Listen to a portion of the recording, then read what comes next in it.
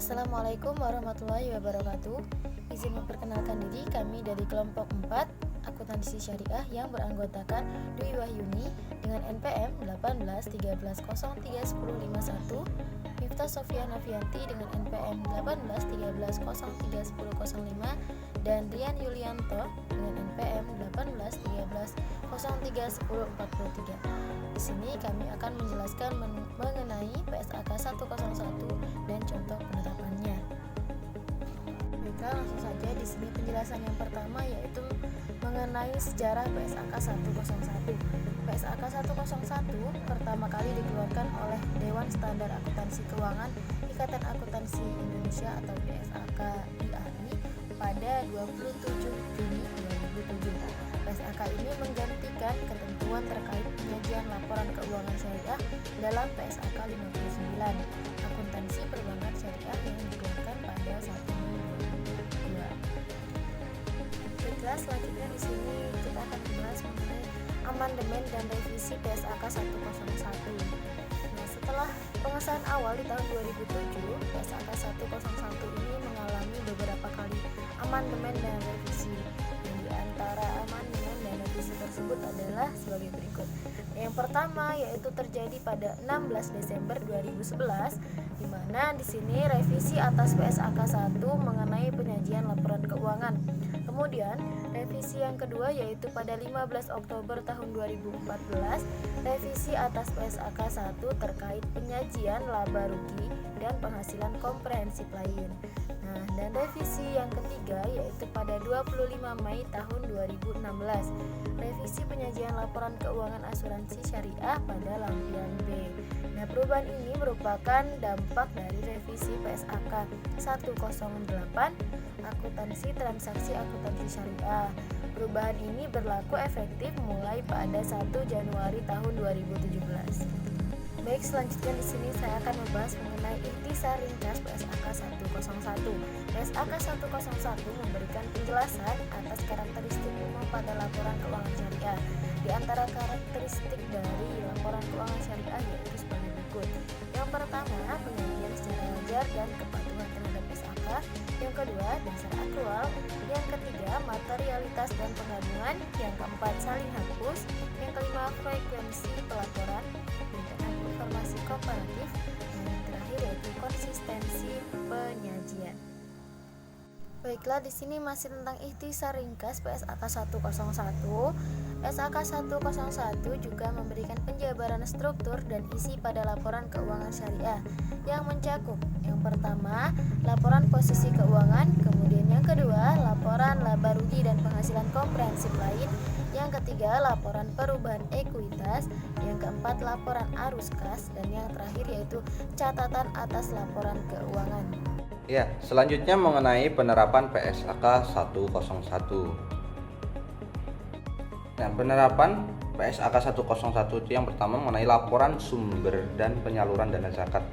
Nah, dana zakat dalam entitas syariah, sumber dana zakat yang berasal dari pemilik bank diperhitungkan dari laba neto sebelum pajak selama 1 tahun. Nah, zakat dari pihak luar entitas syariah, adapun untuk dana eksternal itu yang terdiri dari yang pertama, dana yang disetor atau dipotong dari rekening nasabah atas perintah nasabah tersebut. Dan yang kedua itu zakat masyarakat bukan nasabah bank yang disetor melalui bank.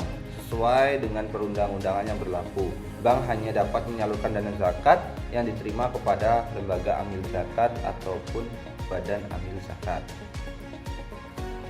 Selanjutnya laporan sumber dan penggunaan dana kebajikan.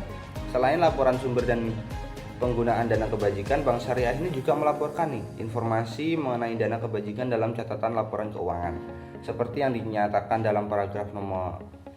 Nah, yaitu identitas yang mengungkapkan dalam catatan atas laporan sumber dan penggunaan dana kebajikan, tetapi tidak terbatas pada yang pertama itu sumber dana kebajikan, yang kedua itu kebijakan penyaluran dana kebajikan pada masing-masing penerima. Selanjutnya itu proporsi dana yang disalurkan masing-masing penerima dana kebajikan diklasifikasikan atas pihak yang memiliki hubungan istimewa sesuai dengan yang diatur dalam PSAK 7 ya, pengungkapan pihak-pihak yang mempunyai hubungan istimewa dan pihak ketiga, dan Yang keempat itu alasan terjadinya dan penggunaan atas penerimaan non halal. Nah, selanjutnya itu selain laporan sumber dan penggunaan dana kebajikan, Bank Syariah juga melaporkan informasi mengenai dana kebajikan dalam catatan laporan keuangan. Nah, dan seperti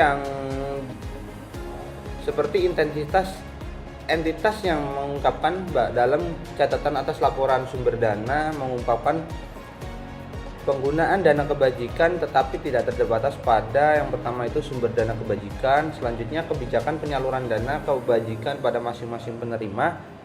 Yang ketiga itu proporsi dana yang disalurkan masing-masing penerima dana kebajikan diklasifikasikan atas pihak yang memiliki hubungan istimewa sesuai dengan yang diatur dalam PSAK 07 ya,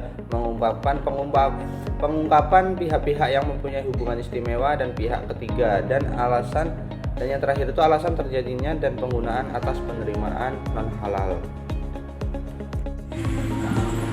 Oke, baik. Selanjutnya yakni terdapat penjelasan mengenai pendapatan dana zakat dan dana kebajikan. Dalam menyajikan pelaporan dana sosial, Bank Syariah menyajikan dua laporan, yaitu laporan dana zakat dan laporan dana kebajikan. Adapun daftar laporan dana sosial yang disediakan oleh Bank Syariah antara lain sebagai berikut, yakni yang pertama itu ada dari Bank Aceh Syariah, itu jumlah asetnya sebesar 18.590.014 rupiah dengan ada zakat dan juga tidak memiliki dana kebajikan. Selanjutnya PT Bank Muamalat Indonesia sebesar 57.172.588 rupiah terdapat dana zakat dan dana kebajikan. Selanjutnya PT Bank Victoria Syariah itu sebanyak asetnya sebesar 1.379.265 miliar terdapat dana zakat dan tidak terdapat dana kebajikan. Selanjutnya PT Bank BRI Syariah itu terdapat 24.230.247.000 rupiah itu terdapat dana zakat dan juga dana kebajikan. Selanjutnya ada PT Bank BNI Syariah sebesar 23.017.667 miliar ya satuannya itu terdapat dana zakat dan dana kebajikan. Pun dengan bank-bank lainnya itu masing-masing ada yang memiliki dana zakat dan dana kebajikan, ada pula yang tidak. Selanjutnya ada laporan penerimaan zakat. Laporan pendapatan zakat pada masing-masing bank umum syariah adalah sebagai berikut.